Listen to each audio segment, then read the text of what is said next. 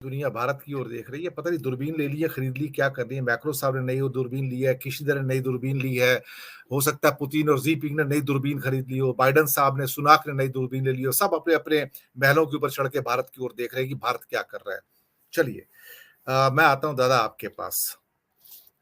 दादा, बहुत महत्वपूर्ण बात कही है, विशेष रूप से डॉक्टर सिन्हा ने।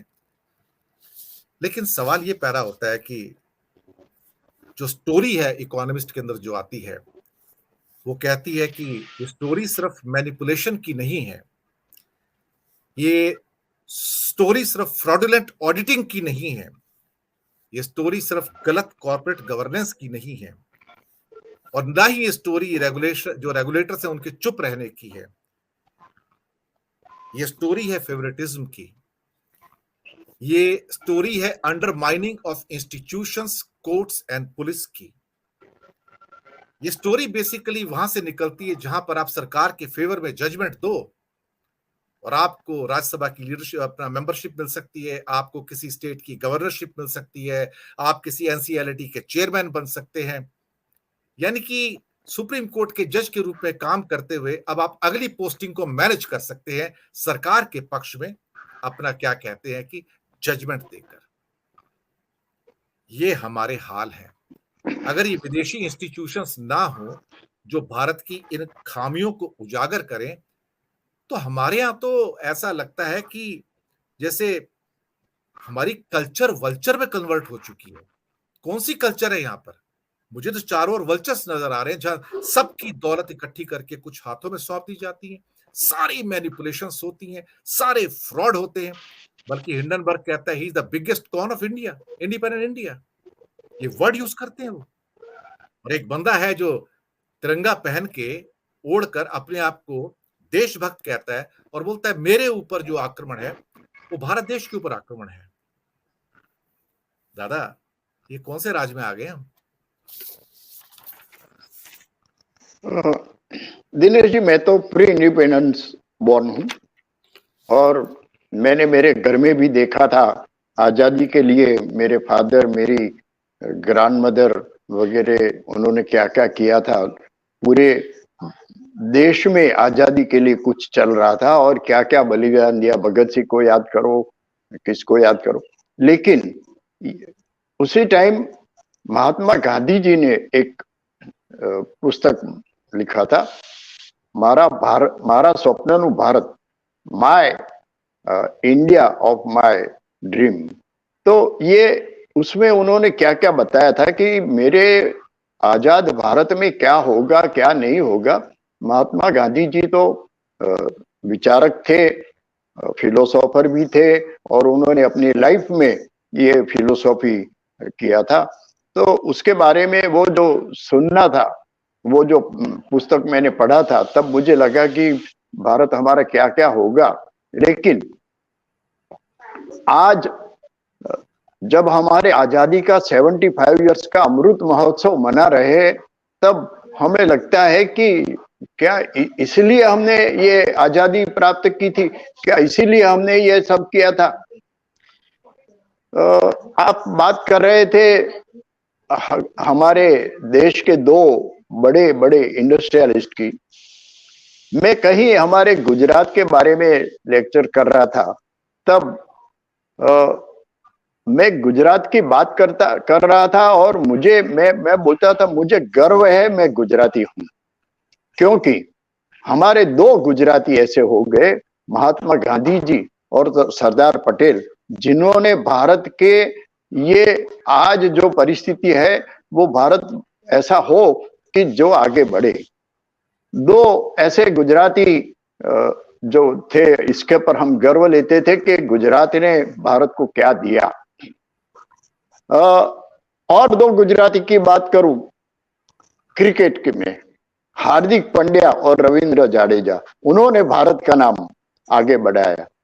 और मैं ये भी कहता था कि दो गुजराती है जो हमारे प्राइम मिनिस्टर है और हम होम मिनिस्टर है, जो भारत को आगे लाने के लिए इतने सालों में हम बिछड़े हुए थे, अभी आगे ला रहे हैं। और दो गुजराती अंबानी और अदानी है जिन्होंने ये भारत को उसका व्यापार उद्योग बढ़ाया। लेकिन आज मुझे कुछ दुख हो रहा है कि मैं ऐसा क्यों सोचता था। उस टाइम तो बड़ा अच्छा पिक्चर लगता था, ये दो गुजराती की पैर जो है भारत को आगे ला रहा था।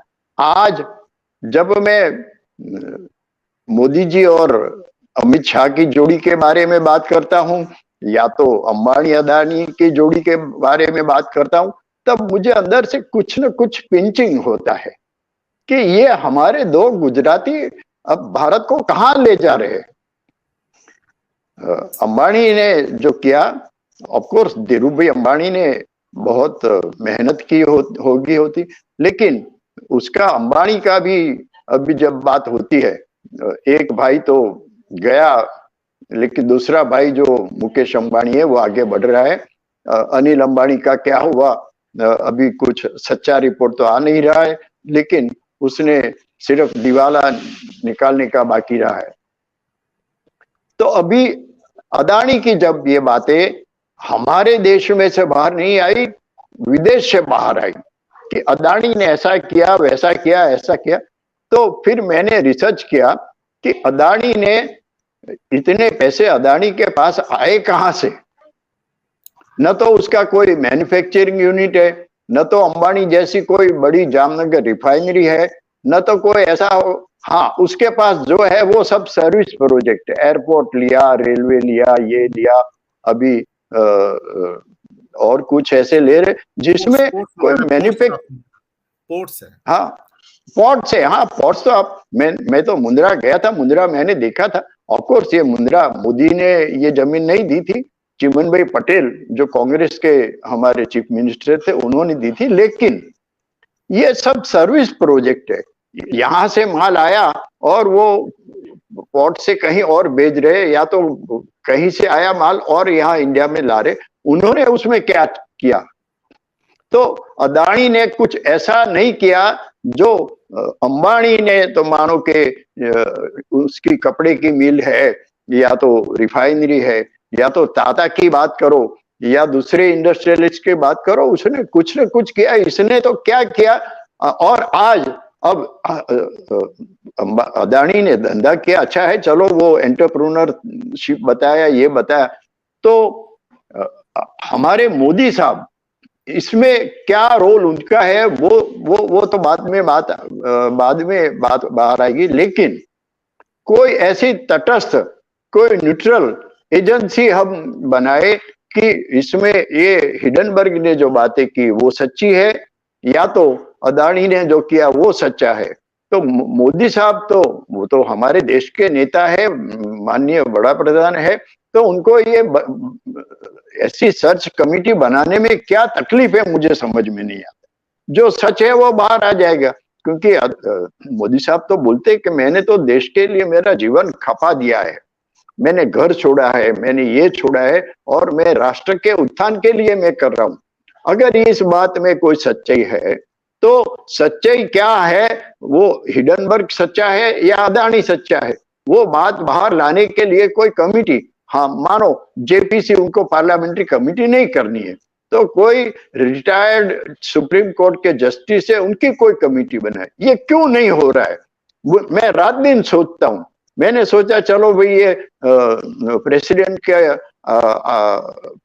आभार प्रस्ताव होने के बाद होगा, बजट आने के बाद होगा, कब होगा वो अभी मालूम नहीं पड़ता। लेकिन आज तक मैं सोच रहा हूं कि ऐसे जिन्होंने पूरी जिंदगी देश के लिए, राष्ट्र के लिए खपा दी है, और आज भी वो राष्ट्र के लिए 18-18 घंटे तक काम करते, तो उनको क्या क्या चीज है जो उसको रोक रही है ये कमेटी बनाने ने? और कमेटी का रिपोर्ट अगर बाहर आएगा तो दूध का दूध हो जाएगा। राहुल जी तो मानो वो पॉलिटिकली बोल रहे होंगे, मैं तो एक न्यूट्रल नागरिक हूं, और मैं ये सोच रहा हूं कि भाई ये करने में क्या तकलीफ है। तो मोदी को ये जवाब आज नहीं तो कल देना पड़ेगा, नहीं तो क्या होगा कि अदानी का, या तो मोदी जी 24 इलेक्शन ध्यान में रख के आज नहीं तो कल अदानी को छोड़ देंगे तुम्हारे हाल पर, और देखो क्या होता है। ये शायद होगा, क्योंकि 24 इलेक्शन में ये अदानी पॉइंट जो है बड़ा नुकसान करने वाला है भाजपा को और मोदी को। तो ये शायद ऐसी परिस्थिति आएगी, आज नहीं तो कल, या तो कमिटी बनाओ या तो अदानी को उनके हाल पर छोड़ दो। जो भी होगा, अदानी जो है तेरा वो तुम भोगो और मुझे बाजू में रख दो। ये आने वाला है, ऐसा मुझे तो लगता है।